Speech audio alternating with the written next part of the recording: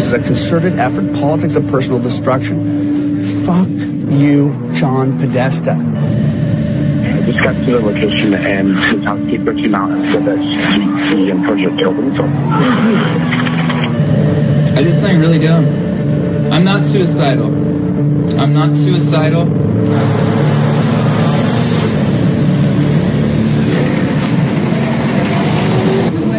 Any comment? No comment. Not right now. In November of 2009, a woman named Laura Silsby founded a nonprofit, the New Life Children's Refuge, which described its mission as attempting to rescue orphaned and abandoned children in Haiti and Dominican Republic. 2 months later, on January 29, 2010, Silsby was arrested for attempting to traffic 33 orphaned children out of Haiti without documentation. These are some of the 33 Haitian children an American Baptist group allegedly tried to unlawfully take out of the country on Saturday. The group's leader, Laura Silsby, says the group paid no money for the children. The mistake obviously we made is we did not understand that there was additional paperwork required. To me, it's pretty alarming because we're the legal parents of these children and we give her explicit instructions not to interfere with them. For her to continue to come and try to find them, to take them to the Dominican, tells me that her intent is not actually the best. The world would later learn through WikiLeaks that Hillary Clinton was sent email updates from Uma Abedin and other associates regarding Silsby's incarceration and developing legal case. This was not the first time Silsby found herself facing child trafficking charges. Silsby had been caught once before by Haitian police attempting to traffic 40 children out of the country. However, in that incident, no charges were brought against her, and she was merely turned back at the border. A week after Silsby was apprehended the second time, on February 7th, 2010, former President Bill Clinton appointed Silsby a lawyer by the name of Jorge Puello. Puello was successful in getting Silsby's charges reduced to 6 months. Jorge Puello also had a colorful history with human trafficking. He was convicted of operating an international sex trafficking ring involving women and underage girls out of Central America and Haiti. Puello's wife was also arrested on the same charges.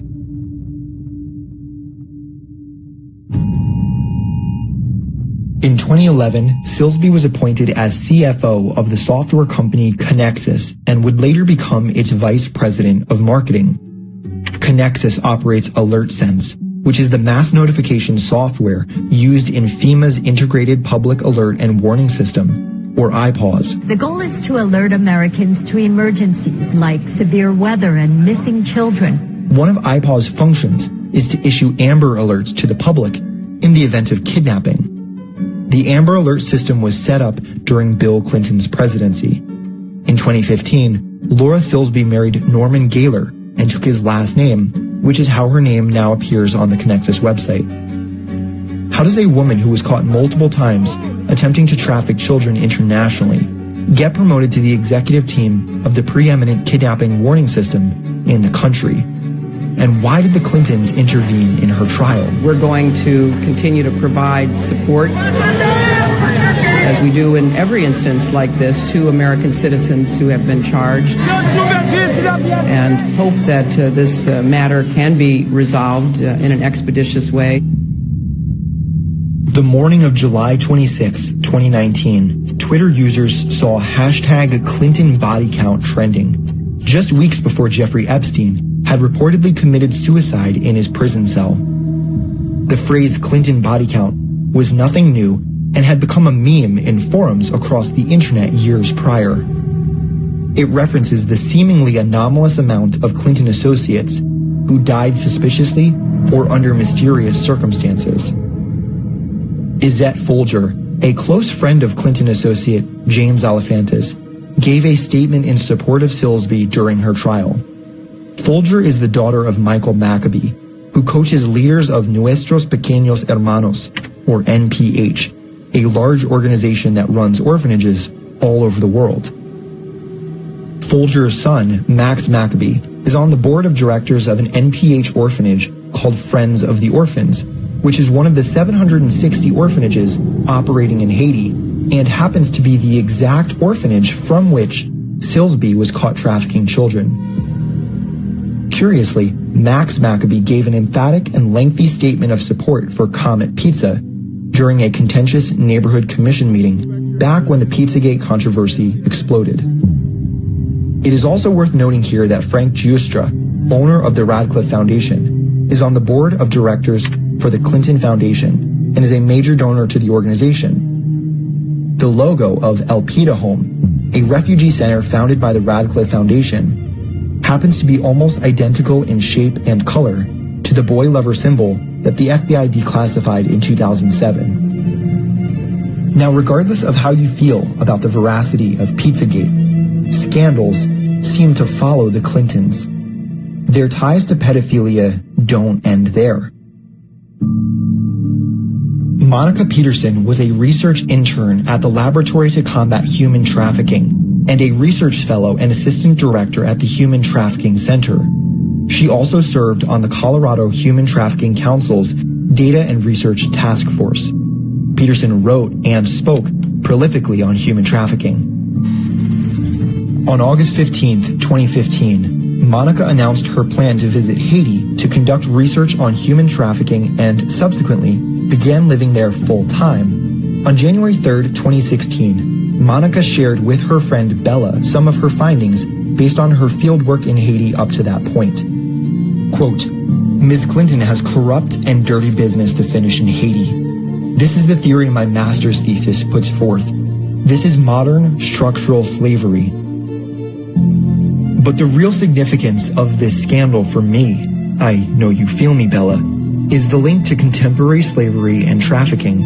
I can't say to what extent, but there is human trafficking happening through the Clintons' Caracal complex. By this point, Monica seemed to be investigating the Clinton Foundation's child trafficking ties full-time. On November 13th, 2016, Monica Peterson was reported dead in Haiti, although no body was ever retrieved for the family's burial service. Monica's family was told that she committed suicide, but they were kept in the dark as to the exact details of her death. She seemingly took her own life by hanging. But since that time, things that have come to light that just don't fit with Monica's life. None of this seems to fit, and maybe that's just the way it's always going to be. Peterson's professor, Claude D'Estrie, said the following about her death. Quote, she decided to take on one of the demagogues in the field of human trafficking. She produced a 110-page analysis of human trafficking in Haiti. 2 years of research. We were looking for someone who was smart enough and maybe brave enough to publish her work. I will continue to seek out and publish it for her. After making this statement, D'Estrie suddenly disavowed any connections between Peterson and human trafficking and the Clintons. D'Estrie said Peterson had gone to Haiti a number of times, but she was not there to research human trafficking and was not investigating the Clinton Foundation. Why would D'Estrie do a public 180?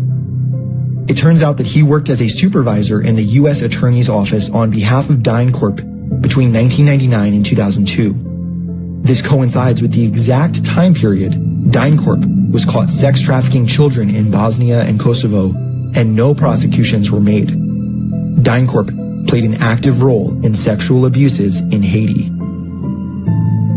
What if Monica Peterson was actually onto something before she died? What if her discoveries were true? Has anyone else unearthed the Clinton Foundation's alleged ties to human trafficking?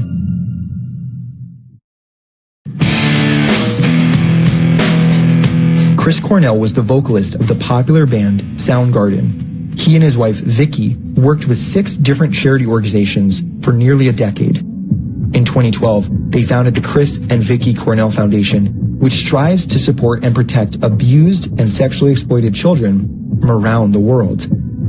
The couple eventually became involved with one of their foundation partners' organizations, Aid Still Required, helping sexually abused orphans out of Haiti. Aid Still Required has received massive donations from the Clinton Foundation.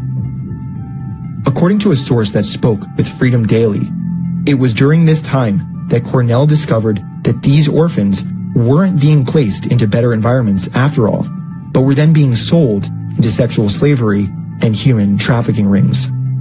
In May of 2017, Chris Cornell was found hanged to death in the MGM Grand Hotel, leaving behind his wife Vicky and their 3 children. He was discovered with 9 broken ribs, blood splattered on the wall, and had suffered head trauma before he died. His death was officially declared a suicide, but his family and close friends insist he was in no way suicidal. Many of the details of his suicide simply don't add up. For instance, Chris had just performed a full concert with no apparent signs of having 9 broken ribs. Chris's body was found cold to the touch, which would have taken at least 2 hours in a hotel room. This would place the time of his death between 11 p.m. and 11:30 p.m. when his bodyguard, Martin Kirsten, was reportedly with him. There is no official explanation for what caused the bloodstain on the wall next to his body. His feet were touching the floor, meaning he was only partially suspended by his neck. Furthermore, Chris's bodyguard claims that he had to kick in the door to his hotel room to discover Chris dead.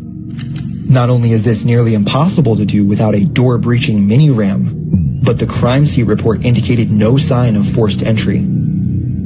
After reviewing the autopsy report and position of the body, world-renowned forensic pathologist Dr. Werner Spitz concluded that Cornell's death was not a suicide. Dr. Spitz has worked with many high-profile murder investigations, including Dr. Martin Luther King Jr. and John F. Kennedy, and served as an expert witness during the O.J. Simpson and Casey Anthony trials. One article reads, "Speaking to TMD, a source close to Cornell has come forward, claiming that he had uncovered evidence of a cocaine and child trafficking ring in Mena, Arkansas, that was tied to Bill and Hillary Clinton. According to the source, Mr. Cornell had uncovered the identities of high-level elites that were part of the same satanic Illuminati occult operation as the Clintons and planned on exposing their goings-on right before he died."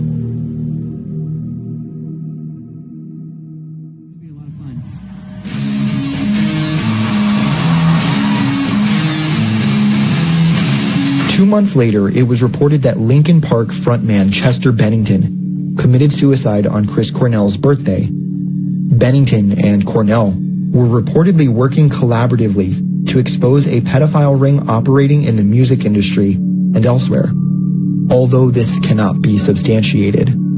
However, that doesn't mean that Bennington's death, and life for that matter, is without intrigue. Linkin Park was handpicked by John Podesta to promote an organization called Sustainable Energy for All in Haiti, which received a $250,000 grant from the Clinton Foundation, even though they did not apply for it. Bennington and Cornell were both associated with the Haiti-based nonprofit Aid Still Required. One police source was quoted as saying that he believed Bennington was murdered. Oddly, the Los Angeles coroner's office took 130 days to release the autopsy report. Bennington's sister, Toby, has publicly indicated that she believes her brother shared the same fate as Jeffrey Epstein, who famously didn't kill himself. She claims her Twitter account was subsequently hacked and suspended after she publicly shared her suspicions.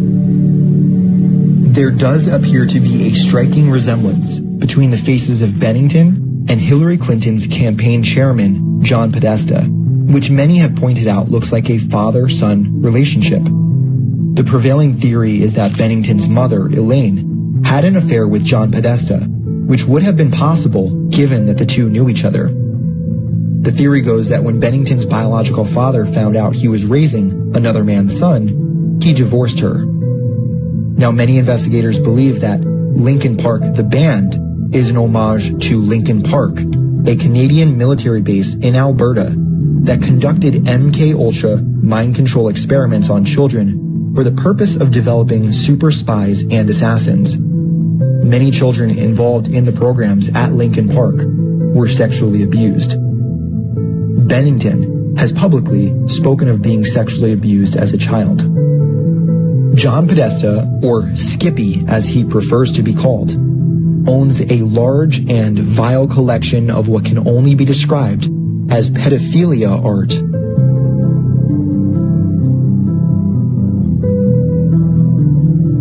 Podesta was also chief of staff to President Bill Clinton.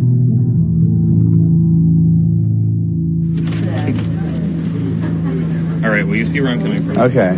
Yeah. When I talk, that's because I'm interested in this ongoing whatever the hell they're doing. What's in your closet, John Podesta? Big Podesta? Big Soros? Do you want us to play these games? Because we're playing to win. In 2009, James O'Keefe of Project Veritas released undercover videos purporting that ACORN, the Association of Community Organizations for Reform Now, had been engaged in underage prostitution. None other than John Podesta was appointed to investigate the scandal. Journalist Andrew Breitbart was vocal about his disdain for Podesta. On February 4th, 2011, Andrew Breitbart tweeted, "How progressive guru John Podesta isn't a household name as a world-class underage sex slave op cover-upper defending unspeakable dregs escapes me." Then, a year later, all throughout February 2012, Breitbart telegraphed the release of a video that he said would appear on March 1st. This video, he claimed, would be severely damaging to Obama's re-election campaign. "Wait till they see what happens March 1st, he said. Right before the anticipated release on February 28th, 2012, he tweeted, "How much longer until they kill me? Heart attack or car accident, or frame me for a crime? Read me while you can." Breitbart died of an alleged heart attack on March 1st, 2012, just 2 days later. The coroner who conducted the investigation died of arsenic poisoning just 2 months later. Given the gravely serious nature of investigating international child trafficking rings and their ties to Washington, Hollywood, and the Vatican, there have been many suspicious deaths of whistleblowers and journalists who've attempted to blow this story open. There is a preponderance of dots that, if connected, may point to those who seek to silence this message. Moreover, this industry of sorrow appears to be international in scope. Human traffickers see borders as mere lines on a map. It's important to draw the distinction between what I call lone wolf pedophiles and international networks. The networks allow the media to cover stories on lone wolf pedophiles because it feeds the idea that pedophiles don't work together clandestinely on an industrial scale. One need not look any further than the suspicious death of former police detective Mark Minnie, author of The Lost Boys of Bird Island, an expose of high-level child trafficking in South Africa. Shortly after publishing his book, he was found dead by gunshot to the head.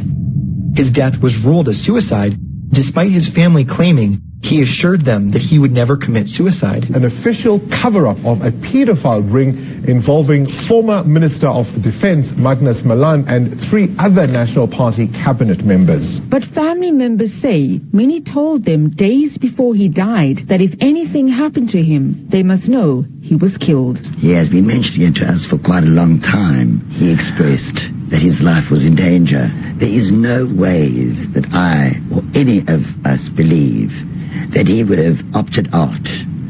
And that is why I've actually agreed to do this interview, to dispel any thoughts and rumors that this could have been a suicide.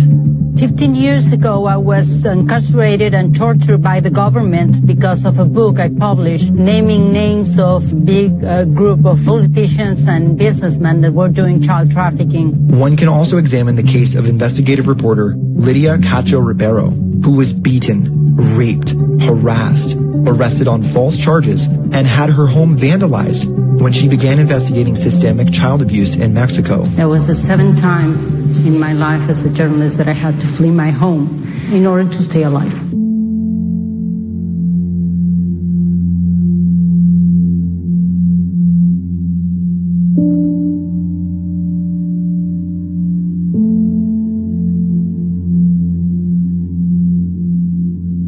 In 2005, she published Los Demonios de Eden, The Demons of Eden, a book exposing a child trafficking ring involving politicians, government officials, and businessmen. Another suspicious case involves filmmaker Bill Bowen, who died suddenly under strange circumstances a year after publishing a trailer for his documentary Innocence Destroyed, exposing corruption in the Child Protective Services.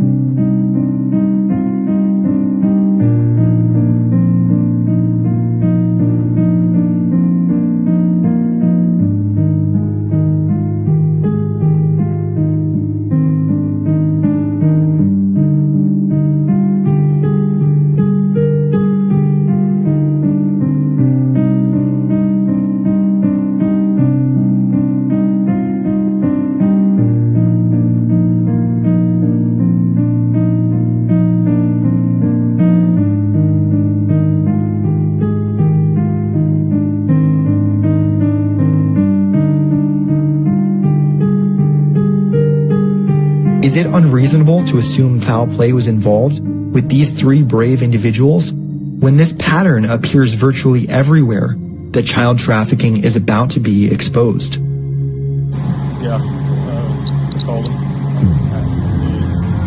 On May 13th, 2019, police responded to the scene of an apparent suicide where an individual jumped from a bridge onto a motorway before being struck by a vehicle.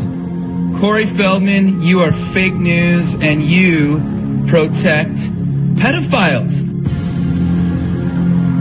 Actor Isaac Cappy, age 42, had stated in a live stream just 3 days prior to the incident that he would not commit suicide.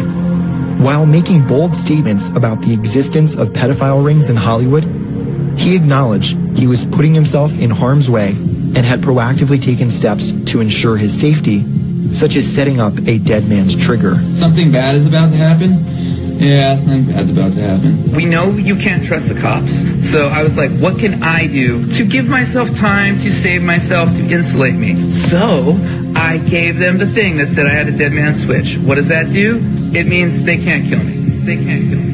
They can't. Do wealthy and powerful groups engage in human trafficking and conspire to systematically cover up its prevalence? Are the whistleblowers correct in their claims of widespread pedophilia, permeating the upper echelons of finance, law enforcement, religion, entertainment, and politics? We are left in perplexity. Do we go back to believing that activists on a moral crusade routinely kill themselves? Or do we take the harder pill to swallow and acknowledge that criminal syndicates will go to unspeakable lengths to evade prosecution for their crimes? Perhaps next time we will pause and reflect on the brave mavericks that died exposing this monstrous black market. The next time we read a headline of someone who has been suicided.